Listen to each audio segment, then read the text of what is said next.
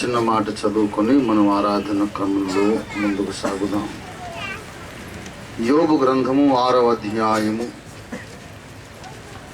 24వ వచనం, 24th verse. యోబు 6:24.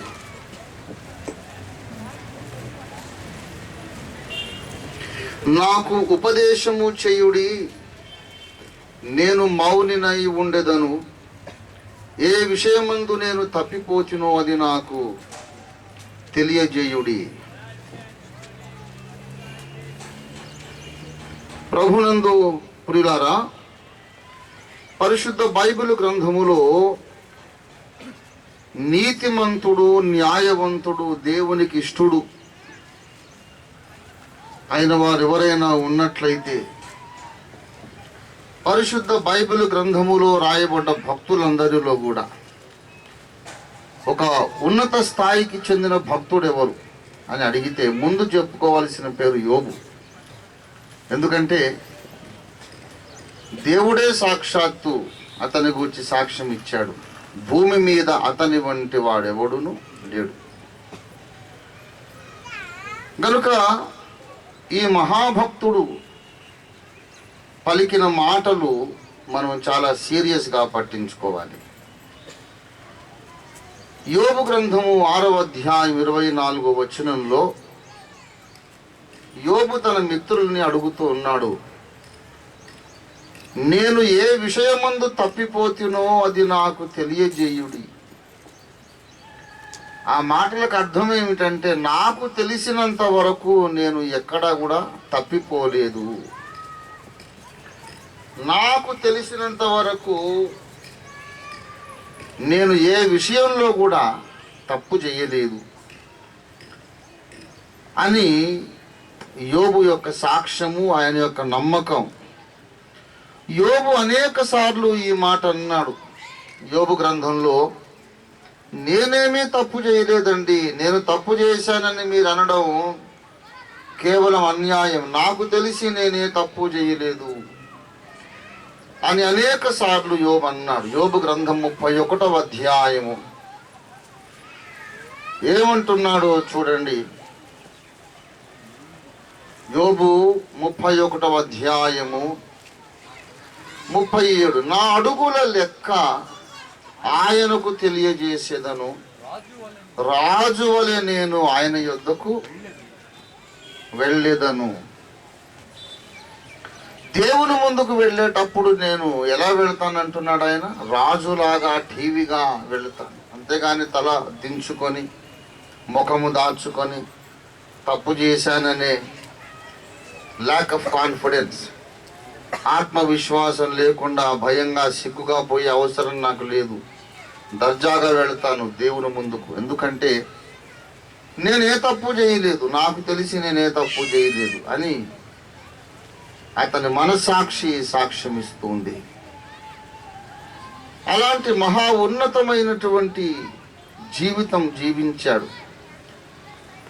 తన మనస్సాక్షిని అడుగుతున్నాడు, నేను ఏదన్నా తప్పు చేశానా చెప్పు. నాకేం గుర్తు రావట్లేదయ్యా, మీకు గుర్తొస్తే చెప్పండి. అంత నీతిగా బ్రతికాడు, న్యాయంగా బ్రతికాడు, పరిశుద్ధంగా బ్రతికాడు, దేవునికి భయపడి బ్రతికాడు. ఇంకా అతన్ని ఏం చెప్పుకోవాలి మనం? అలాంటి మన ఊహకందనంత ఉన్నతమైనటువంటి నీతి ప్రవర్తన కలిగిన యోబు భక్తుడు కూడా 42వ అధ్యాయంలోకి వచ్చి ఒక మాట అంటాడు. 6వ వచనంలో, నన్ను నేను అసహ్యించుకొనుచున్నాను. ప్రియులారా, ఎంత drastic change in his stand and testimony. ఆయన యొక్క సాక్ష్యములోను, ఆయన యొక్క అతని యొక్క తన గురించి తన సెల్ఫ్ ఎస్టిమేట్, తన గురించిన అంచనా ఎంత డ్రాస్టిక్గా మారిపోయిందో చూడండి.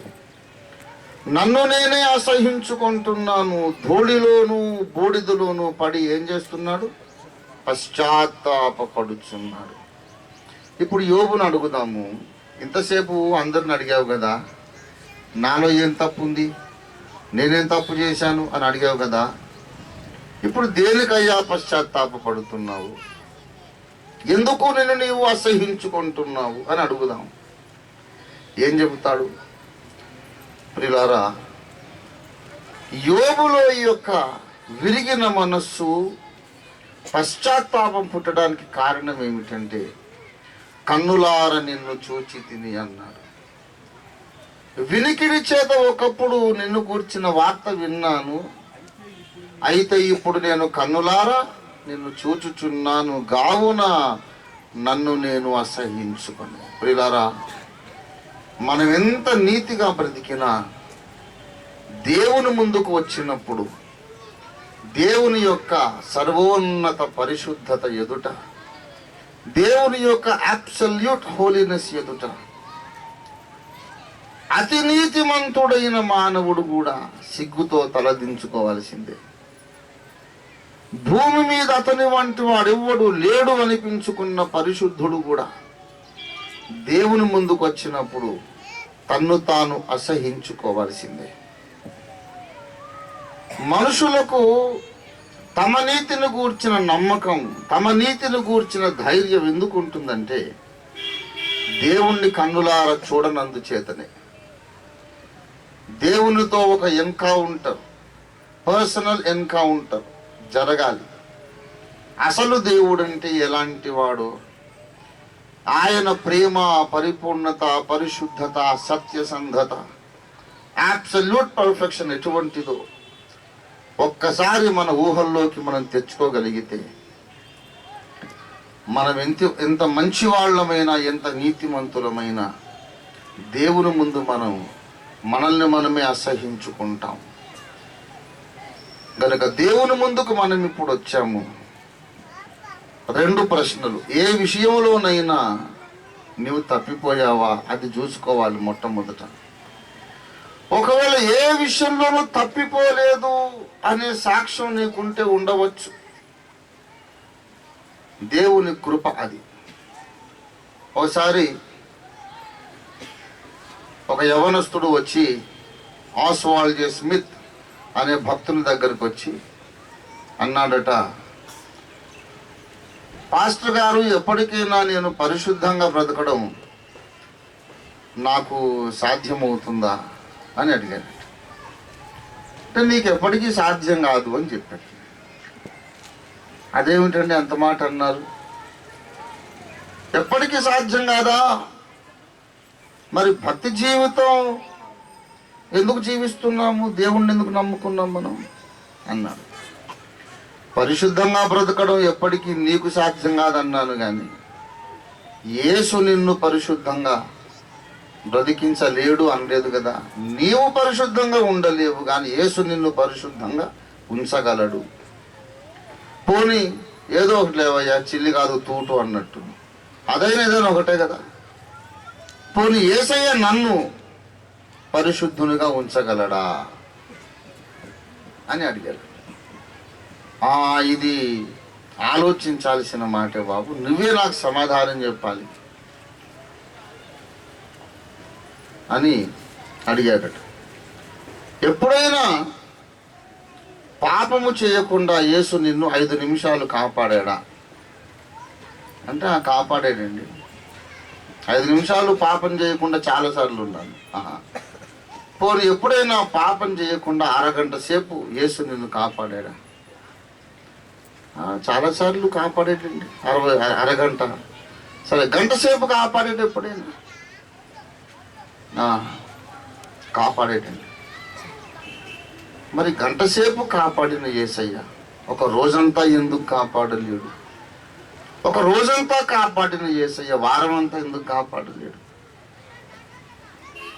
అప్పుడు ఆ యవనస్తుని కళ్ళు తెరుచుకుని, యేసు నన్ను ఈ క్షణం కాపాడుతున్నాడు అని ఎన్ని వందల వేల లక్షల నిమిషాలు నమ్మగలడో, నమ్ముతున్నంతసేపు యేసయ్య కాపాడుతూనే ఉంటాడు. దేవుని స్తోత్రం కలుగును గాక. ఒకవేళ నాలో ఏ తప్పు లేదని యోబులాగా నీవు చెప్పగలిగితే చాలా సంతోషం. నా నమ్మకం ఇక్కడ ఉన్న వాళ్ళందరూ యోబులేనని, అందరినీ యేసు వారమంతా కాపాడాడు అని నేను నమ్ముతున్నాను. పోయిన వారమంతా మీరు ఏ శరీర కార్యాలు చేయలేదు. దేవుడు మిమ్మల్ని కాపాడాడు. ఒప్పుకోవడానికి ఏ పాపము లేదనుకోండి, లేకపోయినా సింహాసనాసీనుడైన యేసు వైపు చూద్దాం. ఆయనలో ఉన్నంత ప్రేమ నీలో ఉందా? ఆయనలో ఉన్నంత సత్యము నీలో ఉందా? ఆయనలో ఉన్నంత న్యాయము నీలో ఉందా?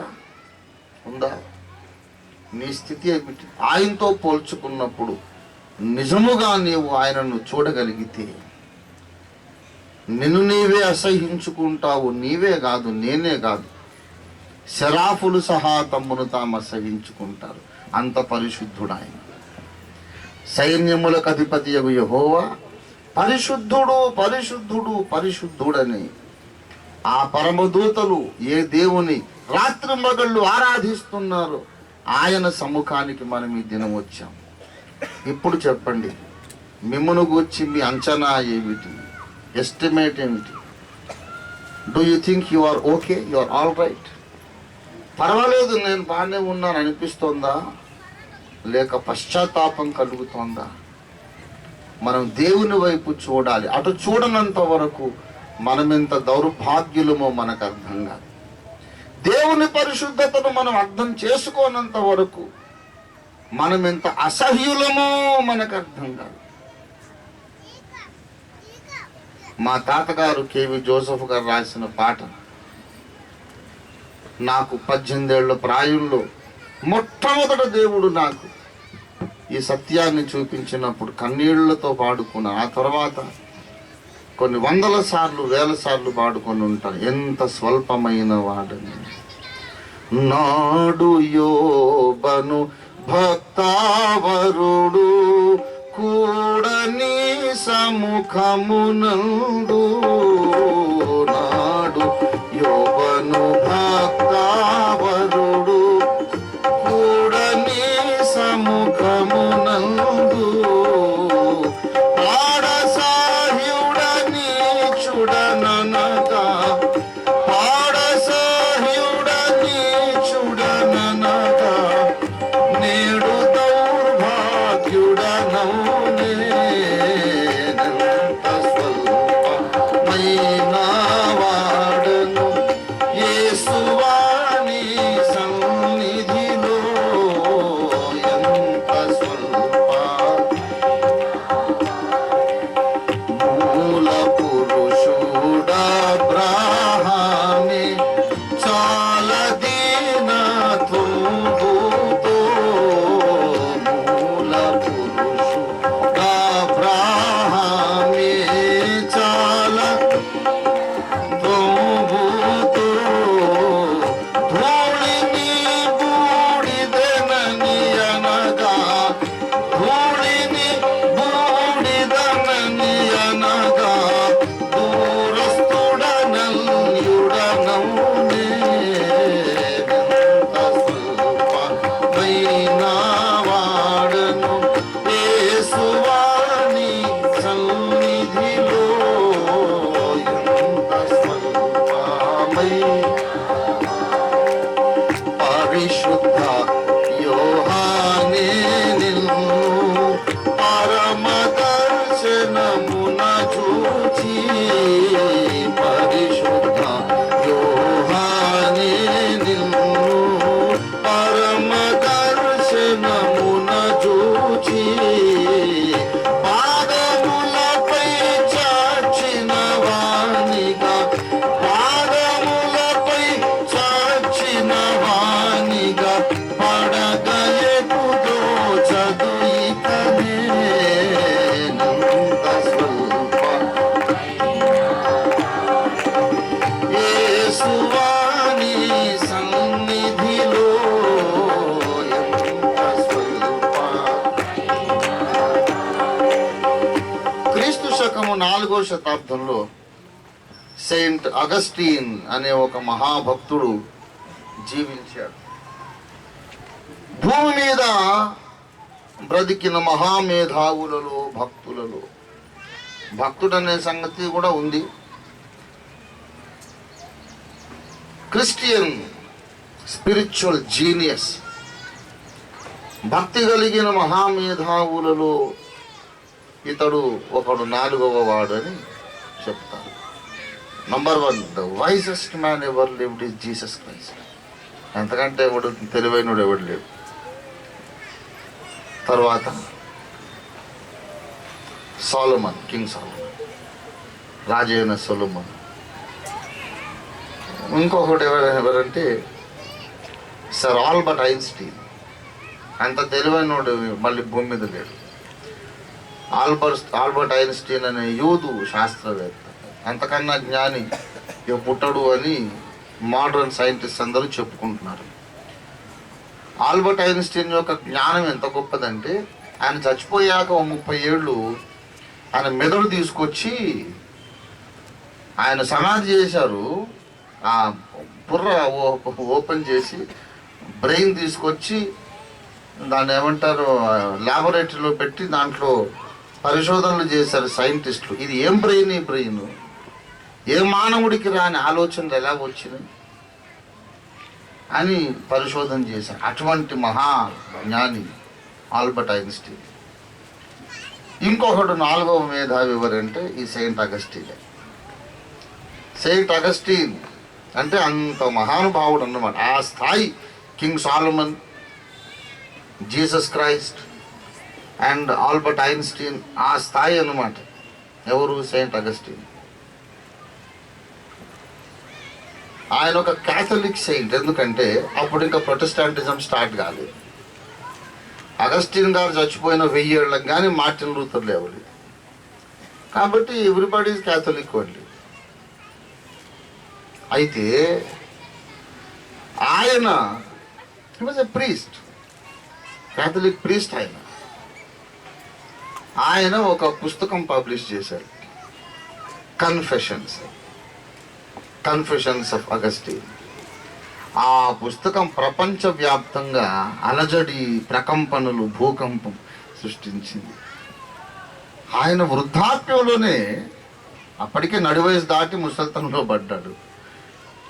నాకు కలుగుచున్న పాపపు యోచనలు ఇలాగున్నవి, పాపముతో నేను చేయుచున్న పోరాటము, అయ్యో నేనెంత దౌర్భాగ్యుడను అని కన్ఫెషన్స్ రాశాడు. అది 1000 మంది చదువుకొని, అప్పటికి ఇంకా ప్రింటింగ్ ప్రెస్ లేదు. ప్రింటింగ్ ప్రెస్ వచ్చాక ఫస్ట్ మార్టిన్ లూథర్ యొక్క బైబిల్ తర్జుమానే ప్రింట్ అయింది. First book ever to be printed. కానీ అప్పటికి చేతిరాత ప్రతులు ప్రచారంలోకి వచ్చాయి. ఆఖరికి పోపు గారు అన్నారు ఏమిటంటే, బాబు నీకు ఏ శోధనైనా ఉండని దాన్ని పబ్లిక్లో పెట్టడం ఎందుకయ్యా, సిగ్గు లేకుండాను, అందరూ ఏమనుకుంటారు నేను కూర్చొని ఆలోచించే పని లేదా అన్నాడు. ఆయన అన్నాడు, ఇప్పుడే కూడా ఏదో అనుకోవడం ఏంటి, ప్రభు న్యాయపీఠం ముందు ఎలాగ అనుకుంటారు కదా అన్నాడు. నేను ఎందుకు ఈ విషయం చెప్పానంటే, మనలో ఎవరు కూడా పరిశుద్ధులుగా పోజు కొట్టకండి. Don't think or pose that you are great saint like archangel, Michael or Gabriel. కొంతమంది యోబులాగా నేనేం తప్పు చేశా అని అడుగుతారు. 6వ అధ్యాయంలోనేమో నేను ఏ విషయంలో తప్పిపోతిని అన్నాడు. గ్రంథం చివరికి వచ్చాక ఏమన్నాడు, అయ్యో నేనెంత దౌర్భాగ్యుణ్ణి. నీవేమి చేశావు అనేది ఆ లెక్క నీకు దేవునికి తెలుసు. సమస్య ఏంటంటే దేవుని వంటి వ్యక్తిత్వం నీకు ఇంకా రాలేదు. అదే నువ్వు పశ్చాత్తాపడాల్సిన విషయం. దేవుని లాంటి మానసిక పరిశుద్ధత నీకు ఇంకా రాలేదు. దేవుని లాంటి న్యాయమైన ఆలోచన నీకు ఇంకా రాలేదు. అదే నువ్వు పశ్చాత్తాపడాల్సిన విషయం. ఎవరి శక్తి కొద్దీ, ఎవరి అవకాశాల కొద్దీ, అవసరాల కొద్దీ వాళ్ళు తప్పిపోతూనే ఉంటారు. కానీ దేవుని ముందుకు వచ్చినప్పుడు మనకు కావలసింది ఏంటంటే, గర్వముతో రాకూడదు. దేవుని ముందుకు అహంభావంతో రావద్దు. దేవుని ముందుకు విరిగి నలిగిన మనస్సుతో వద్దాం. ప్రభువా, నేను ఎంత నీతిగా బ్రతికినా నన్ను నీతిగా కాపాడడం నీ కృపనైనా. పోయిన వారమంతా నాకు శారీరక పాపాల కల్మషం అంటలేదంటే నువ్వే నన్ను కాపాడావు, నీకు వందనాలు. ఎంత కాపాడినా నేను ఇంకా నీ వంటి వాడును కాలేదు. ఎంత కాపాడినా నీలాంటి వ్యక్తిత్వము నాకు ఇంకా రాలేదు. I fall short of your standards O lord, I'm sorry. I regret my own unworthiness. ప్రభువా నేను అయోగ్యుడను అనే తగ్గింపు మనస్తత్వంతో మనం దేవుని దగ్గరికి వస్తే దేవుడు ఏమంటాడు తెలుసా? నా సేవకుడైన యోబు యుక్తమైనది పలికాడు. యోబు 42వ అధ్యాయం దయచేసి 7వ వచనం. యెహోవా యోబుతో ఆ మాటలు పలికిన తరువాత ఎలీఫజుతో ఇలాగ సెలవిచ్చెను, నా సేవకుడైన యోబు పలికినట్లు మీరు నన్ను గూర్చి యుక్తమైనది పలుకరు. ఈనాడు మనము యుక్తమైనది పలుకుదామండి. యుక్తమైన మాట పలుకుదాం. ప్రభువా నీ పరిశుద్ధత ముందు నేను ఎందుకు పనికిరాను నాయన, నీకన్నా నేను చాలా దిగువ స్థాయిలో ఉన్నాను, నన్ను నేను అసహించుకుంటున్నాను, నేను ఇంకా పరిశుద్ధుణ్ణి కాలేదు, పరిశుద్ధురాలిని కాలేదు. ప్రియులారా,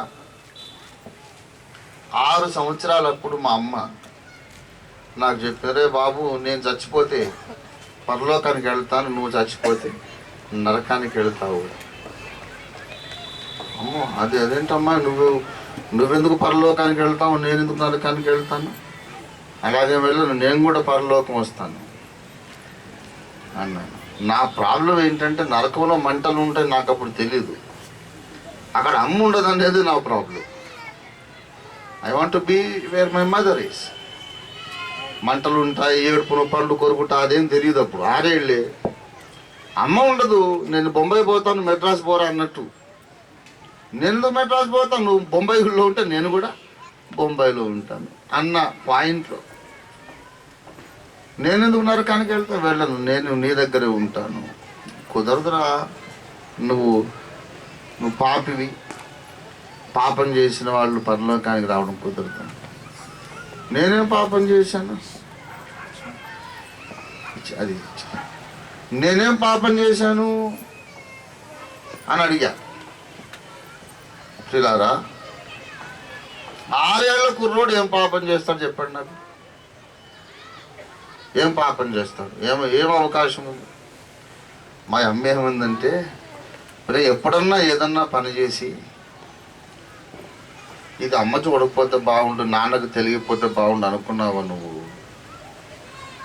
అట్లా 2 సార్లు అనుకున్నాను అంటే మరి అదే పాపం రా. చిన్నోడు కనుక చిన్న తప్పులు చేస్తావు, పెద్ద అయ్యాక పెద్ద తప్పులు చేస్తావు. అట్లాగా మరి ఇప్పుడు ఏం చేయాలి? పెద్ద సమస్య వచ్చి పడింది. అమ్మేమో పరలోకానికి వెళ్తుంది, నేను అక్కడికి వెళ్ళడానికి వీళ్ళు ఏం లేదు. అక్కడ మోకరించు, యేసయ్యా నా పాపాలు క్షమించు అని అడగమని. పాపం అంటే ఏంటో తెలియదు, క్షమించడం అంటే ఏంటో తెలియదు. మెకానికల్గా ఆమె పలకమన్న మాటలు పలికాను. గోడ దిక్కు మొహం పెట్టాను. నేను ఎందుకు చెప్తున్నానో మీరు అర్థం చేసుకోండి.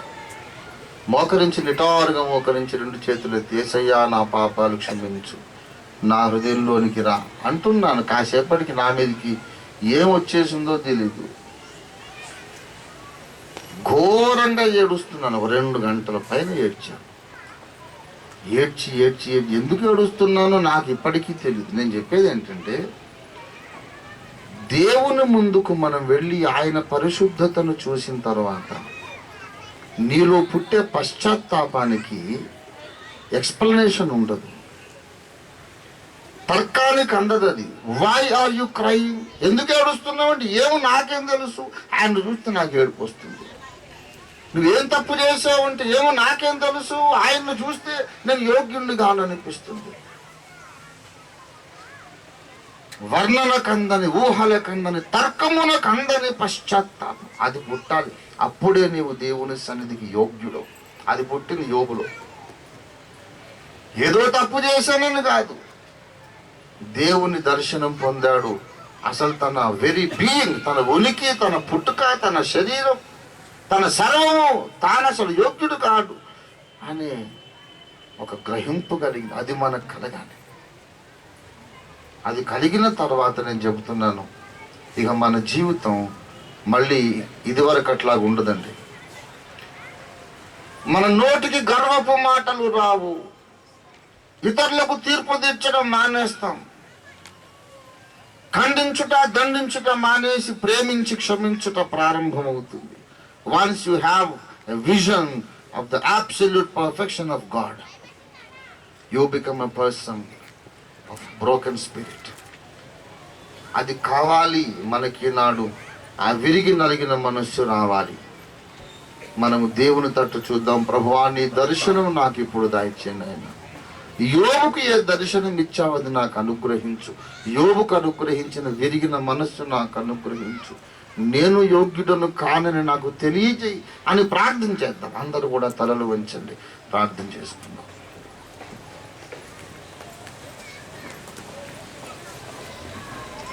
We need a touch of the presence of God.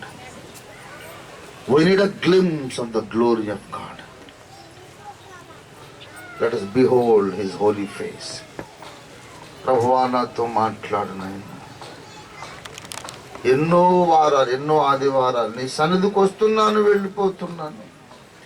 నీ దర్శనము కలగకుండా వచ్చి వెళ్ళి ప్రయోజనం ఏమున్నది నాయన. ఈరోజు నాకు నీ దర్శనం దయచేయండి.